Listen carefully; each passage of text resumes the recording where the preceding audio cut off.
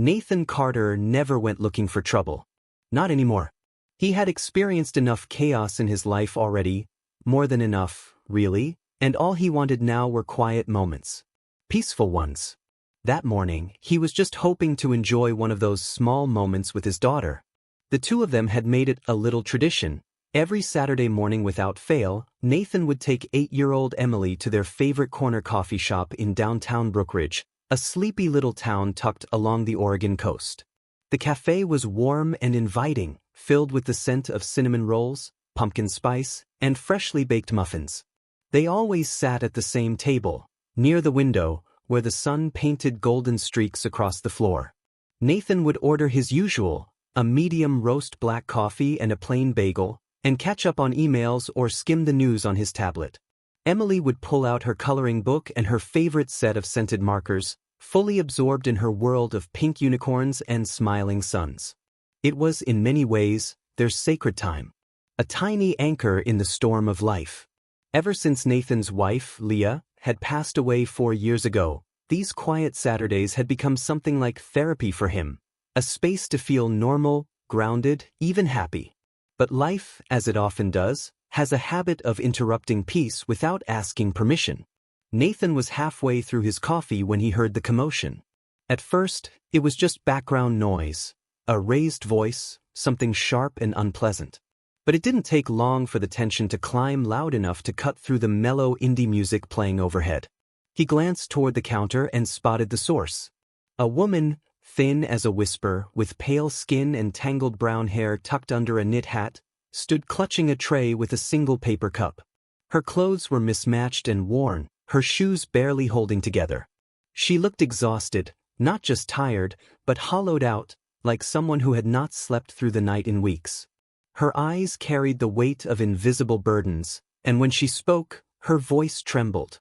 "I did buy something," she said quietly. The young barista behind the counter, who looked no older than 20, crossed his arms and pointed toward the door with all the grace of a security guard at a rock concert. "You can't just sit here if you're not ordering more. This isn't a shelter." "I just needed somewhere warm to sit," the woman repeated, barely audible. "Please. I swear this coffee is mine." "Don't argue with me," the barista snapped. "You're making customers uncomfortable." At that, Nathan felt a slow burn begin in his chest. Uncomfortable? The only person who looked uncomfortable here was the woman being humiliated in front of a room full of strangers. The barista motioned to the manager behind the counter, who signaled toward the back room. Moments later, a large man in a black polo emerged. He had a thick neck, shaved head, and the kind of expression that suggested he enjoyed using his size to intimidate. Without asking questions, he marched up to the woman and grabbed her firmly by the arm. "Let's go," the man said. Emily's little hand clutched Nathan's sleeve. "Daddy," she whispered, eyes wide. "Why are they hurting her?" And just like that, Nathan's body moved on instinct. He stood up. The legs of his chair scraped loudly against the tile floor. Every pair of eyes in the cafe turned to him. "Let go of her," Nathan said, voice low and even, but filled with ice. The security guy froze, startled by the sudden interruption. The woman's body stiffened, eyes darting between the man holding her and the stranger now coming to her defense. "I said," Nathan repeated, taking a step forward, "let her go. Now." The cafe went silent. The big man hesitated, then slowly released her arm. "She's with me," Nathan added, wrapping a protective arm around the woman's shoulders. "She's my wife." Gasps fluttered through the cafe like wind through dry leaves. The woman stared at him, utterly bewildered. Her mouth opened slightly, then closed again. She had no idea who this man was. But Nathan gave her a small, encouraging nod, just enough to say play along. After a moment's pause, she did. Her expression relaxed, just barely. The trembling in her limbs eased. "Your wife?" the manager asked, looking unsure. "That's right," Nathan said, eyes locked on his. "And unless you want a legal complaint for manhandling a paying customer, I suggest you step away." The manager paled. "My apologies, sir. We didn't realize." The security man backed off and retreated behind the counter without another word. Nathan didn't say anything more. He gently steered the woman toward his table, guiding her with the care one might offer a stray dog on the verge of bolting. She was still visibly shaken, her hands gripping the cup so tightly the lid nearly popped off.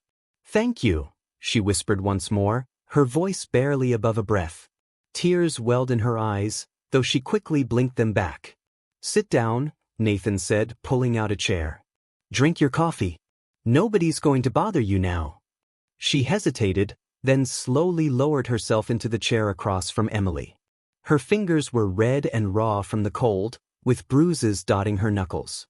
Up close, Nathan could see just how bad things really were. Her coat was more of a hoodie, thin, damp, and far too light for the 40-degree weather outside. Her shoes had worn soles. One sock was showing through a tear near the heel.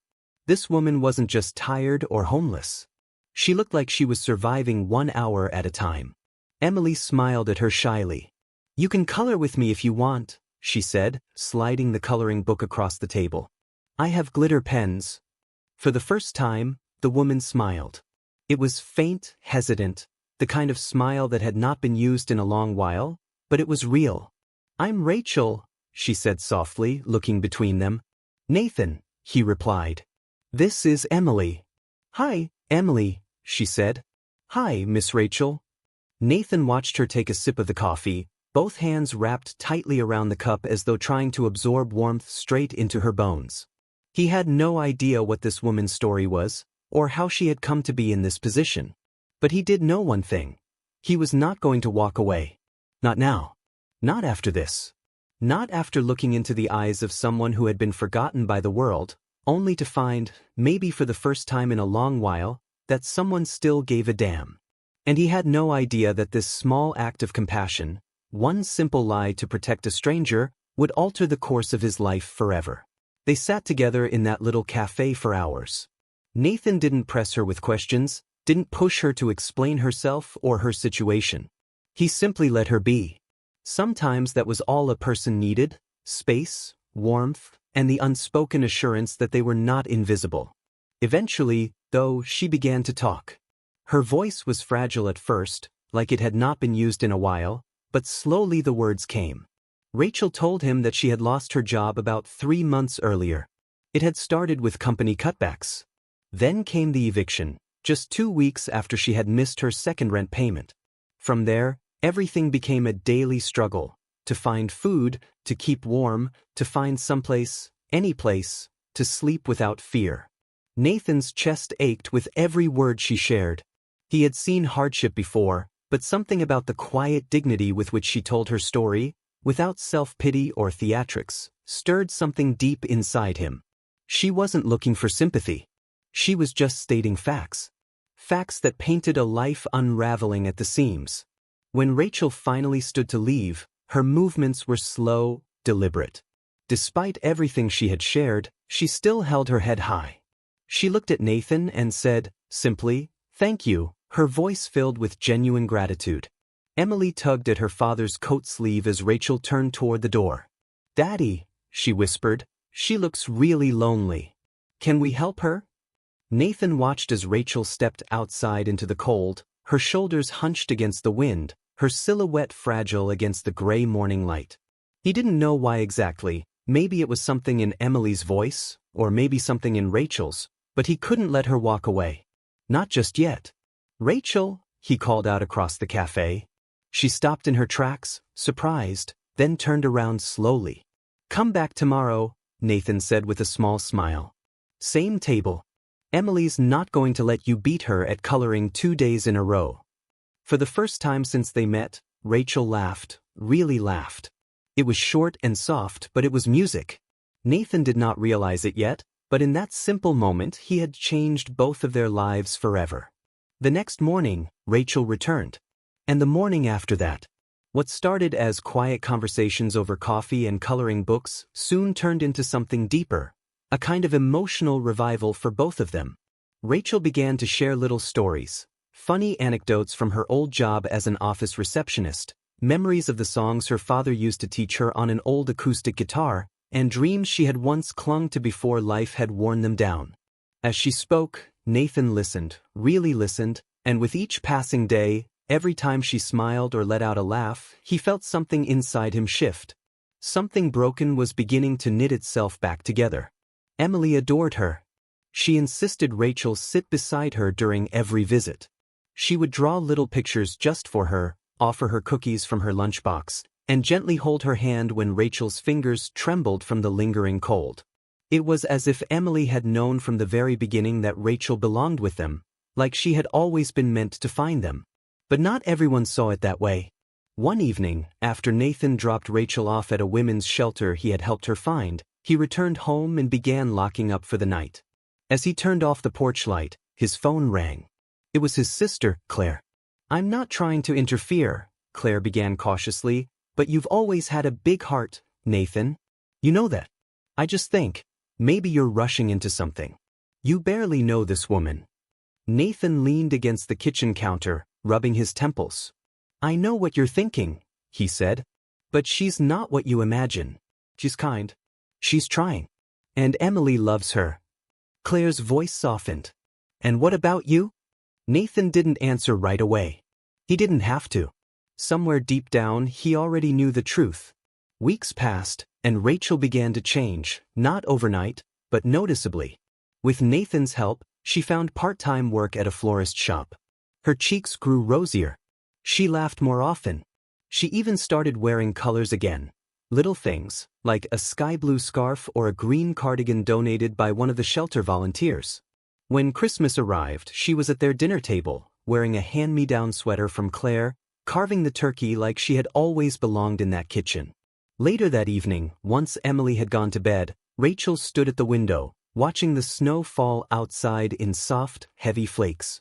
Her arms were wrapped around herself as if still bracing against the cold, even inside the warmth of the house. "I don't deserve this," she whispered. Nathan walked up beside her, his voice quiet and steady. "You deserve so much more than this. You just forgot that for a while." She looked up at him then, eyes glistening. "Why are you helping me?" Nathan's gaze didn't waver. "Because someone once helped me. After Leah died, I didn't think I'd make it. I was a wreck. But a friend of mine, someone I barely knew, reminded me I wasn't alone. Now it's my turn." Rachel stared at him for a long second. Then, without warning, she stepped forward and wrapped her arms around him. It wasn't romantic, not yet. It was the kind of hug only two broken people could share. A silent agreement that while the world may be harsh, they did not have to face it alone. Sometimes, love starts just like that. Months later, they sat at the same cafe table where they first met. Nathan held Rachel's hand while Emily was off coloring nearby. The routine had become part of their lives now. Morning coffee, shared smiles, inside jokes. They were something like a family, even if they had not said the words yet. That was when it happened. A man, loud, red-faced, the kind of customer who complained just to feel powerful, began raising his voice at Rachel. She had spilled a bit of his coffee by accident while trying to help the barista. The man stood, puffed out his chest, and pointed a finger inches from her face. "You clumsy woman, what the hell's wrong with you?" Nathan was out of his seat before anyone could blink.